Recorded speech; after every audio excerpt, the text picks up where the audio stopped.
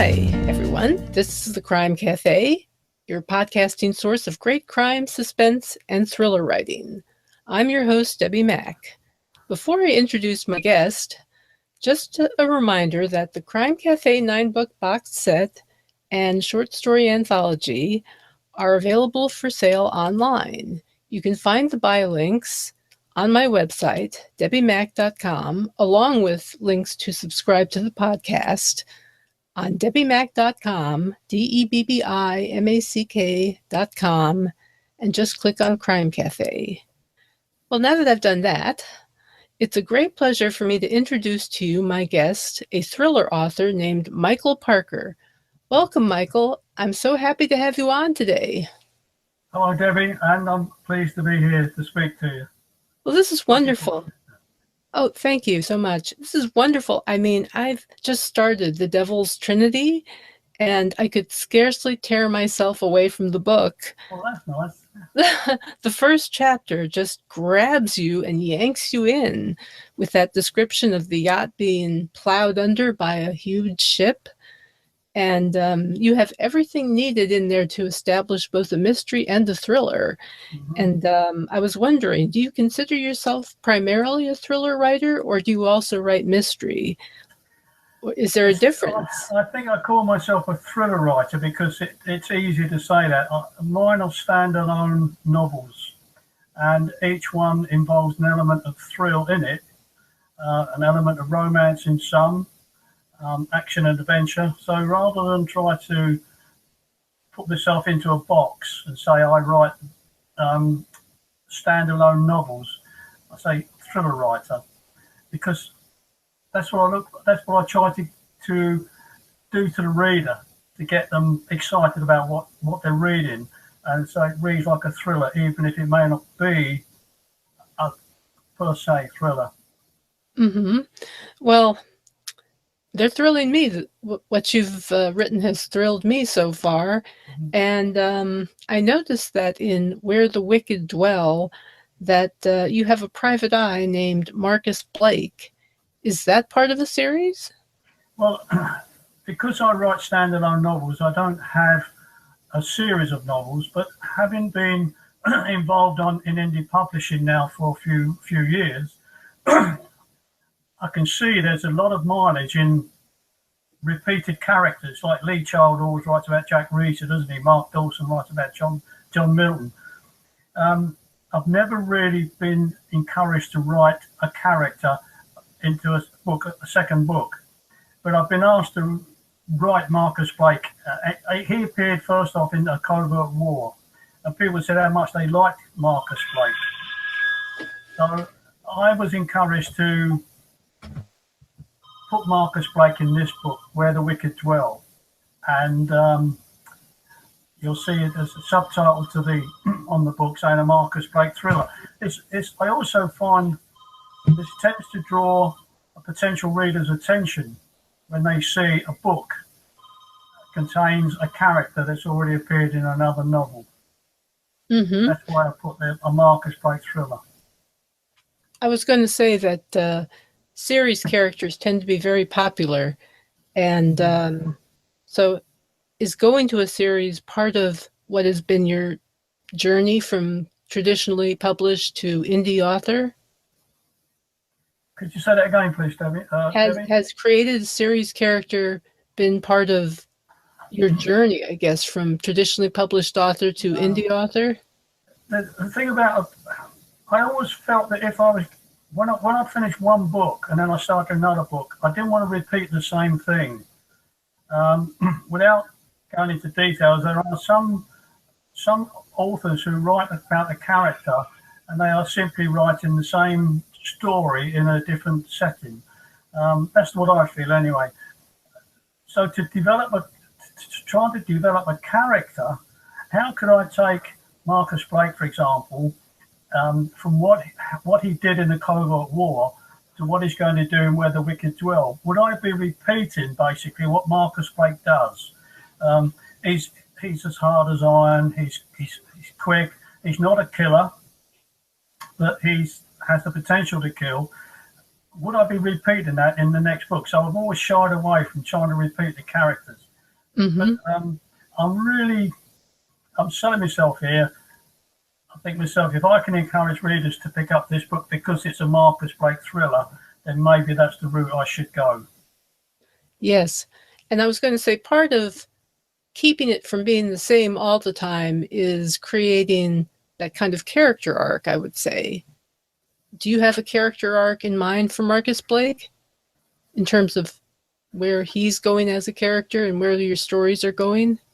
No, I modeled Marcus Blake on. I'm trying to think of the actor now. And I can't think of his name now. And when I modeled Marcus Blake on this actor, it was never intended to carry on with him. Even now, even though I've included him in Where the Wicked Dwell, or he's the main character, he seems separated from what he did in the Covert War. It's not the same kind. In the Covert War, he spent some time in England fighting the bad guys, and then he ended up out in Afghanistan. But he's not a soldier. He's not one of these SAS men who go out to Afghanistan. So when I introduced him again in Where the Wicked Dwell, it was simply as a private investigator. It seems a bit. In fact, one of my favourite all-time authors, believe it, was Mickey Spillane. Oh yes, I used to love his books. Mike Hammer, private investigator, and in some ways you can go off limits with a private investigator. You don't have to stick to the tried and trusted method of police methods, etc., etc. They can be a little bit of a renegade, can't they? Private investigators. They can operate a little bit outside the law, but never too far outside the law. So that's how I envisage Marcus Blake. But I don't really see Marcus Blake as a continuing series. Not really. Ah, well, that's a shame. But I look forward to reading the rest of Where the Wicked Dwell anyway, just to get to know the character. And from the Devil's Trinity that you're reading now. He's in there? No. Oh, well, I'm looking forward to that too. See, this is it's all my books have been inspired by usually something factual. So I've come across something in a newspaper, say, and that's inspired me to write something. So I would research it. One of my first book published, North Slope, it was about the discovery of oil in Alaska in 1968, and I did a lot of research into that. And the fact that the discovery of oil is true, and I simply took that true story and put a fictional character in there, and I turned it into a murder mystery. But the next book I wrote was a war story set in World War II. I just wait for some kind of inspiration. So if I was writing on a character in a series, I would have to sit there thinking, right, I've got to do something. I've got to get this character into another novel somehow. And I wouldn't be as inspired as if I'd been waiting for something to drop into my head, something that's happened, you know. Mm-hmm. Well, I'm often inspired by things I find in the news to write stories. Yeah. Yes. And there's thousands of stories out there as well. Oh, yes. It's amazing. And let's see. Is it your experience? I've heard that British readers and European readers in general tend to like darker stories than Americans. Do you have any thoughts on your American readership versus your British readership or European readership? The thing I always thought the American market is a difficult nut to crack. Huh. That's really the only way I can look at it. To crack the American market, you've either got to be very, very good, right, or very, very lucky. In that sense, you've got something like, I don't know, maybe 200 million people over there, but maybe only 50 million of readers, I don't know. But to get into them, so it isn't so much about whether my writing inspires the American readers, because some American readers are not that fond of English writers, although there are a lot of English writers who are bestsellers in America. But I once had, because of some people I knew, my book, The Eagle's Covenant, which is set in Germany, was sent to an author in America who passed it on to the woman who brought Die Hard to the screen. And she read the book and she said she really enjoyed it, but it was set in Germany, which was not really what the American market was interested in, because that book was set in Germany. Huh. Now, I see Jason Bourne running around Europe. I see Jason Bourne running around Moscow and Paris Really? and places like that, you see. But to be fair to what she said to me, it's right. She probably could not sell a book that the American market would not really be interested in. That was what she told me anyway. And that was about 10 years ago, that was. You know, sometimes I get the feeling that people in publishing don't really know what people want. And that's often true of other entertainment segments as well, because a lot of people are very happy to read about things that happen overseas, and you know, a lot of Americans. I know I'm interested in it. So well, this is something which one of my favourite authors years ago was Hammond Innes, and Hammond Innes would take us to places like he wrote Campbell's Kingdom, which was made into a film. He wrote The Wreck of the Mary Dear. But he always took you to different places. When you were reading him, you were transported into those different places, and that was something that I admired about the man, which is probably one of the reasons why my books are set in different places. One in Alaska, one in Scotland, one in Africa. Just moving it about. That's the way I write. You know, that's the way I feel about where I want to write. So by getting back to this business about writing a serious character, I feel as though I'm being compartmentalised I'm being put into myself, a straitjacket. I've got to write down that path because that's the way I should sell books. But really, I don't want to do that. well, I can think of a way around that. What you have to do is devise a time machine, and like Doctor Who, Yeah. and have your series character get into that machine and go to some place in some time and get involved with something there. You know, that's something else. Some authors seem to be able to turn out 3 or 4 books a year, no problem at all. I find that amazing. It's always taken me about a year to write a book. And I think I might be unfair to myself to try to turn out a book. The next book to appear after this one probably won't appear for a year. If I want to get in on this series character business, I really need to be churning out and writing as quick as I can to get another book out. And that way your standard drops, I think. Well, that's what I think, that my standard would drop if I tried to turn out, say, 2 or 3 books a year. I think you're right there. I think it's unfair to the writer to expect them to go faster than they feel able. And it's unfair to the readership because you'll come out with a lesser quality book as a result if you don't feel as if you're not capable of keeping up with that pace. So I think a readership will understand if they like what you're writing, that it will develop over time, and they'll understand and they'll stick with you. That's at least my hope, at any rate. Yeah. Let's see. Who are your favorite writers? What books have inspired you? And would it be fair to say that Alistair MacLean would be one of them? Bearing in mind my age, I'm 76 now, so I've been reading for a long, long time. And Okay. as a youngster, I read all the children's classics. I read Tom Sawyer, Huckleberry Finn, Mark Twain's books, all the children's classics, and then I went on to Enid Blyton. And then, as a teenager, I started reading the kind of books that you hide under your coat, like, you know, as a teenager at school. And then I come across Mickey Spillane. Oh,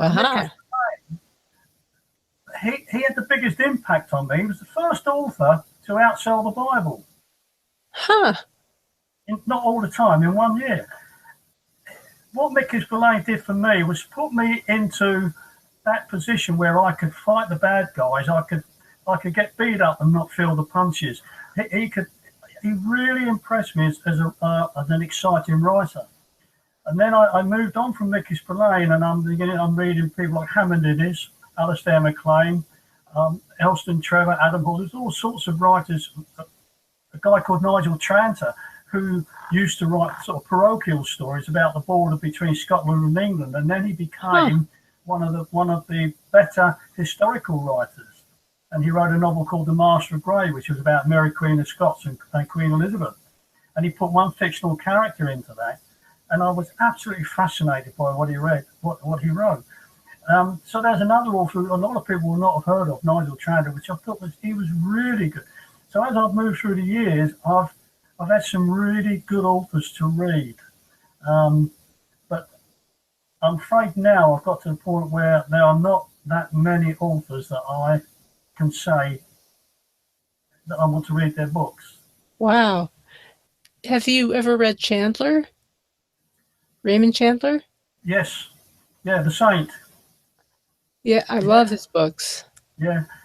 I love the movies based on his books too. Another author who I really enjoyed reading was Dennis Wheatley. I've heard that name. Dennis Wheatley. In fact, Dennis Wheatley was he was a member of the War Planning Council in World War II, and some of the stuff he wrote was based on an extreme knowledge of what happened in the war. But he wrote supernatural stuff, To the Devil a Daughter, The Devil Rides Out, a book called The Car of Gifford Hillary. Dennis Wheatley, he was brilliant. But I picked up a Dennis Wheatley novel last year, and I started to read it, and it was a mistake. Oh my gosh! Because it didn't fit in what we expect today in our novels. Yes, it was a bit it just wasn't right somehow. So I think it's really like, I'll leave my favourite authors behind.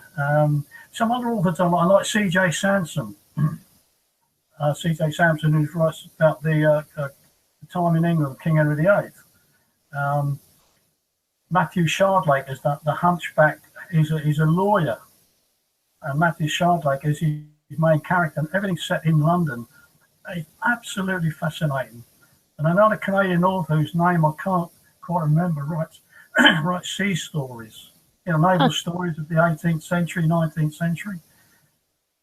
I find myself sometimes I'll pick up an author and I'm absolutely taken in by him, and yet I'll pick up another book by a best-selling author, and oh yeah, we're all like that, aren't we? Not everybody can love a book and give it 5 stars.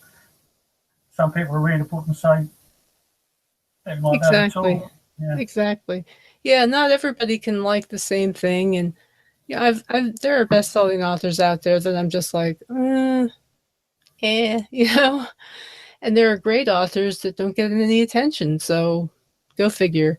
And of course, the big thing now, of course, is promotion and marketing, isn't it? If you can promote and market yourself properly, you will sell a lot of books. And if you can establish a readership, that's that.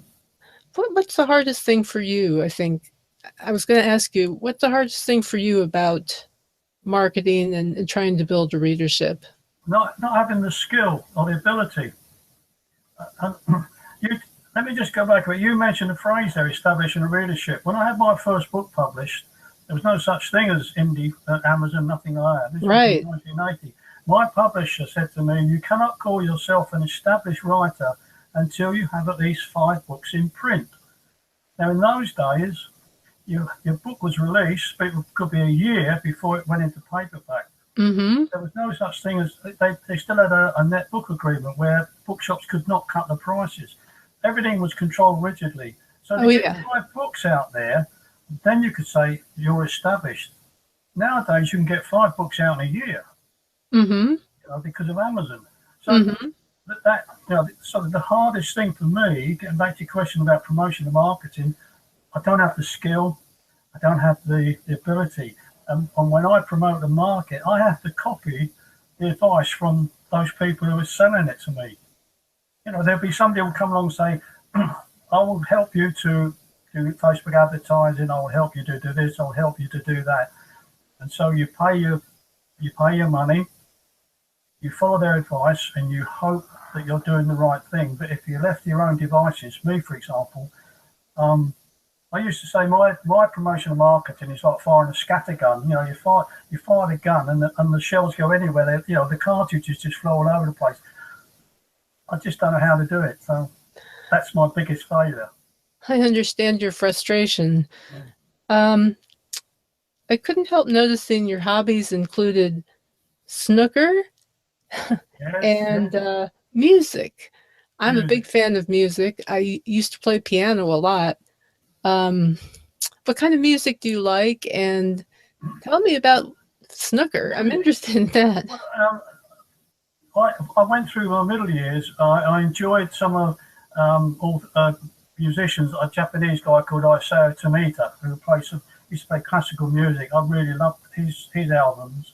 Another guy was Jacques Roussier, who was a French jazz pianist. I had about 5 of his albums. I liked, as much as I like pop music, you know, you go to the nightclub or whatever and you listen to it on the radio. There was music played by some artists which really inspired me. Some of the big bands I bought, I'm trying to think of their name now, Supertramp. I love Supertramp. Mm-hmm. They were very big in America as well. That sort of music I enjoyed. But the one thing I couldn't do was I couldn't play an instrument. And I would love to be able to play an instrument because as a youngster, when I was a young kid, we had a piano in the house and my father played piano, my mother did. I was never interested. But over the years, one of my sons became a very competent keyboard player, and he gave me a keyboard when I was 49. And I decided I would learn to play the keyboard. And I did start learning, but I didn't have any discipline. But eventually I got a teacher, and he taught me for a couple of years to play keyboard. So I was actually playing keyboard for my own entertainment, my own amusement. Mm-hmm. And so my plan was very simple. I bought myself a Clavinova, electric piano, and I used to love playing that. But I was always playing it for my own entertainment. It wasn't until my wife and I moved to Spain that we became Christians while we were over there, and I joined the church, a little tiny church, and there was a woman there who was a very, very good pianist. She loved playing jazz music and rock and roll and that. And she asked me one day if I would play with the praise and worship group, and I said, no way. She encouraged me, and I got to where I was then playing mostly on Wednesday evening, and then eventually on Sundays I was playing the hymns for the praise and worship group.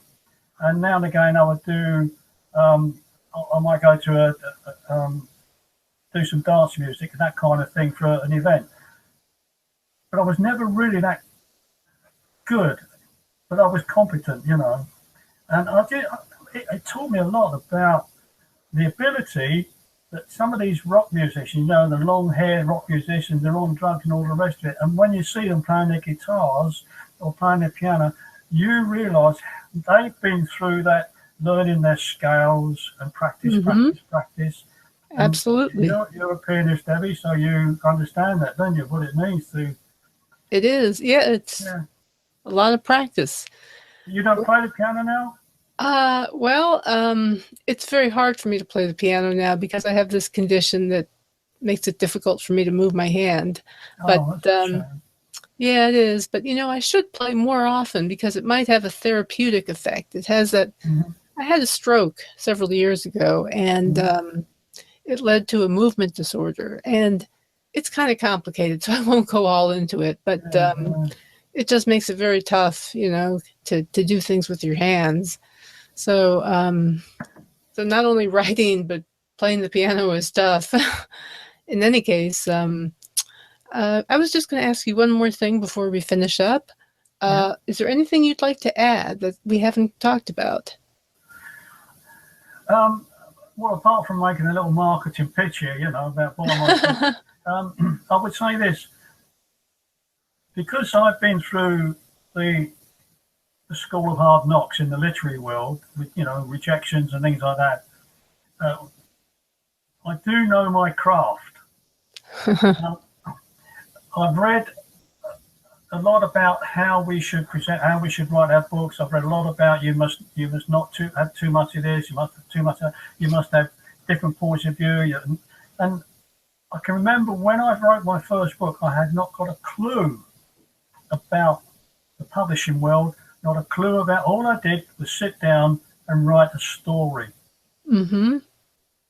And that was published by Macmillan, which was one of the biggest companies, still is one of the biggest publishing houses in the world. And I was described as a gifted narrator by the Financial Times. Now, I knew nothing at all about the literary world, and to be pitched into that level was probably not the best thing for me, because I expected it all to take off from there, but it didn't. Mm-hmm. What I would say is that I had the talent then. That talent hasn't gone away.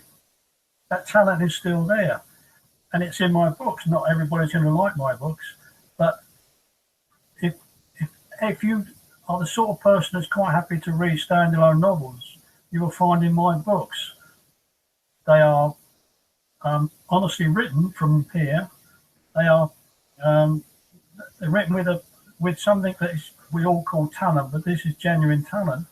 And although they're not all exactly the same kind of book, they're different time periods. One set in 1898, British East Africa. There is an awful lot of research gone into them, and there's the element of thrill in them. I've even written a romance, but I can't sell that on Amazon. I don't have the rights to that. My publisher still has the rights. And I've just rejected a call from my son on Skype. And I'm going to reject it again. I've got to. Hang on. Yeah, I've got to reject that.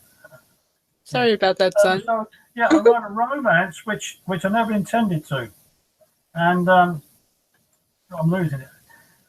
And I sent it to my publisher, thinking that she would reject it, and she liked it, because she's been publishing my books, and suddenly she's got a romance out of me, and she liked it. She published it, so I can call myself a romance writer as well now. The legion of ladies out there who write romance novels, can't I? Oh my gosh. Well, that is an unusual note for me to end on with a crime writer, or a thriller author. But thank you so much for being on, Michael. Thank you, Debbie. Thank you. It was a pleasure talking to you, and we'll have to talk about snooker some other time, because I am fascinated with that sport. In any case, just before you go, are you in the process now of writing another book? Yes, I am, actually. Oh, good. Yeah. How long will it be before you have that finished? Oh, hopefully before the end of the year. Yeah. It takes me a year to get anything done in terms of novels or anything like a novel. So in any case, it was great talking to you. And to everybody out there listening, thank you for listening. And remember that you can get copies of the Crime Cafe 9-book set and short story anthology from my website. The links are up there, as well as subscribe to the podcast. And with that, I'll just say thank you very much, and see you next season. Season 3 begins in July.